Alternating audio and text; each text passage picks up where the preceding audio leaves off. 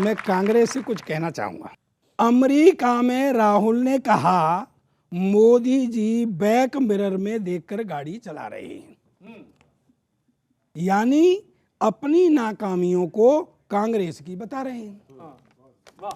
यानी अपनी नाकामियों को, बेटा शांत होकर नहीं बैठना है, प्रफुल्लित होकर बैठना है। हाँ, मैं कोई संतोषी माता की कथा नहीं कह रहा हूँ। यानी अपनी नाकामियों को कांग्रेस की बता रहे हैं। तो फ्लैशबैक में आप भी चले जाते हैं, फ्लैशबैक में आप भी चले जाते हैं जब आप इंदिरा जी और नेहरू जी का अपने को पोता बताते हैं।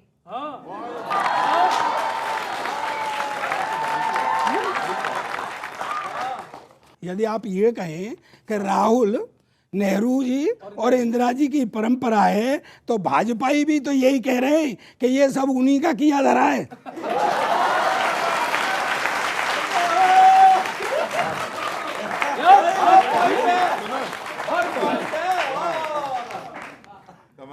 क्या राहुल ने एक बात और कही जो मैंने अभी थोड़ी देर पहले कही।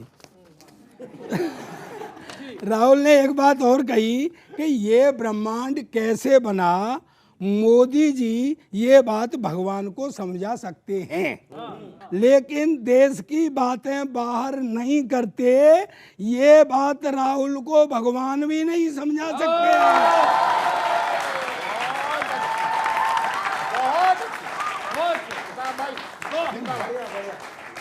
कांग्रेसी इस बात को मानेंगे नहीं, इस पर भी ज्ञान समझा सकते हैं, इस पर भी ज्ञान। तो आखिर में मैं यही कहूंगा कि इन कांग्रेसियों को तो भगवान ही समझा सकते हैं।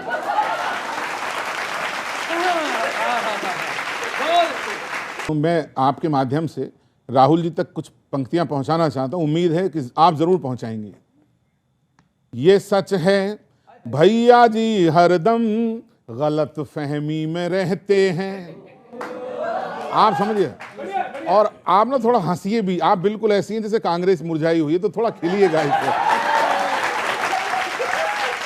ये सच है भैया जी हरदम गलत फहमी में रहते हैं, विरोधी तीर छेड़े तो बड़े खुश हो के सहते हो, तुम्हारे दल के नेता कल मिले हंसकर लगे कहने, यहाँ कहना है जो जाकर विदेशों में क्यों कहते हो। मैं कहूंगा जो कहना है राहुल जी को, किशोर जी यहाँ क्यों नहीं कहते, वहां कौन सुनने जा रहा है। सियासत में नया इतिहास खुद ही गढ़ना पड़ता है, लड़ाई हो अगर मुद्दों की तो फिर अड़ना पड़ता है। बहुत अच्छी बात सुनना, वो कह रहे हैं कि मुझे भाजपा में शत्रुओं से लड़ना है। अब मैं बोल रहा हूं भाजपा में मित्रों से लड़ना है कि सियासत में नया इतिहास खुद ही गढ़ना पड़ता है, लड़ाई हो अगर मुद्दों की तो फिर अड़ना पड़ता है, तुम्हारे दल में भी हैं मित्र जो शत्रु सरीखे हैं, तुम्हारे दल में भी हैं मित्र जो शत्रु सरीखे हैं, तुम्हें क्यों भाजपा में दोस्तों से लड़ना पड़ता है। और एक आखिरी मुक्तक, हुई क्या चूक शत्रु क्यों ठिकाने पर नहीं लगता, वो किसी को आगोश में भी लेते तो उसके अर्थ गलत हो जाते हैं। हुई क्या चूक शत्रु क्यों ठिकाने पर नहीं लगता, लगाते दिल हो लेकिन दिल लगाने पर नहीं लगता, कड़ी मेहनत तो करते हो मगर तकदीर के चलते, तुम्हारा तीर अक्सर ही निशाने पर नहीं लगता। बहुत बहुत शुक्रिया